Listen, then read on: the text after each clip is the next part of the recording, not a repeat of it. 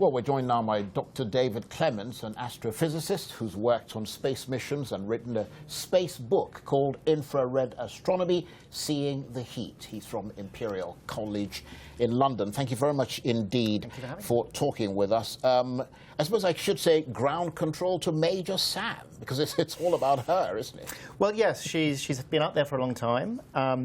It's going to be an interesting readjustment phase coming back down to Earth after 200 days in space. Thank goodness, this time round everything went smoothly and they're back safe in Kazakhstan. You say adjustment. I mean, what sort of adjustment are we talking about? I mean, I know that they often suffer from bone density loss and muscle weakness. Is that going to be a problem for them?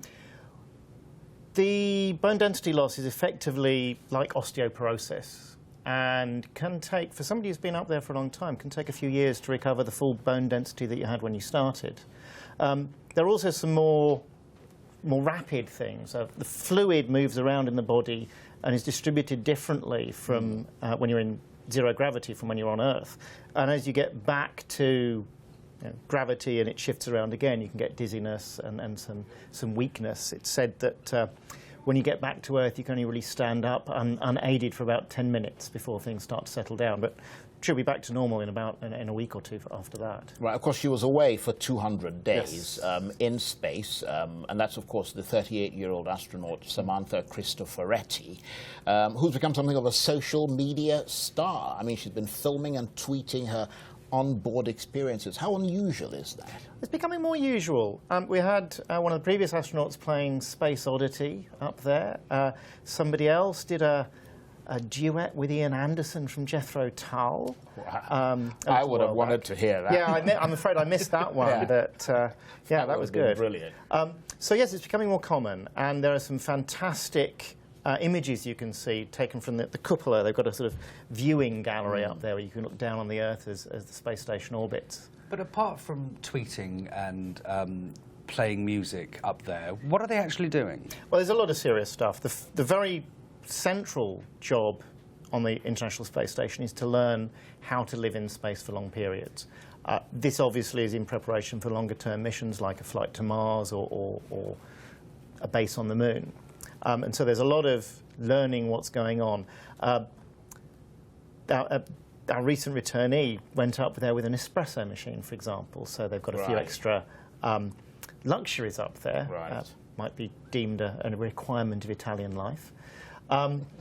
But there's also scientific experiments that they do. Some of these are obviously related to medicine and seeing how the human body reacts to zero gravity. Again, that's important for future long-term missions. But there's material science experiments because alloys and things work differently in zero gravity. You can get better mixing, for example. And there are some big specific experiments. So the one that's most relevant to my own work is the ACS, which is looking at the energy and energy distribution and constituents of cosmic rays. And that's got things to say about dark matter and the nature of the universe. And of course that is quite important, isn't it? I mean, given all the talk around dark matter and the the Hadron Collider and all of that that's going on. Yeah, so there's a multi-pronged attack on this. There's the Large Hadron Collider doing stuff. There's plenty of work being done by astronomers like myself, and there's things like the ACS, which is effectively a particle physics experiment in space, which is doing its own bit as well. So it's the Russians' turn now. They're taking over. When do the Americans get another crack at it?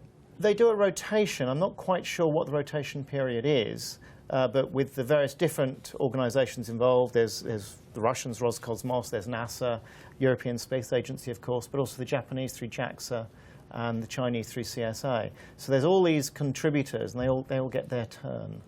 And of course, beyond the research that you talked about, and which obviously is a major concern to people like yourself, with all the social media blogging and photos and so on, I mean, she really connected with people, didn't she? Absolutely, and it's tremendously important that the people who pay for it, the taxpayers in Europe, America, elsewhere, get to see the benefits, get to see the interest and the excitement that this not inconsiderable amount of money is producing. And that's great. It gets people interested in science, interested in engineering. Do you feel people are focusing more on that rather than the actual work that she went there to do?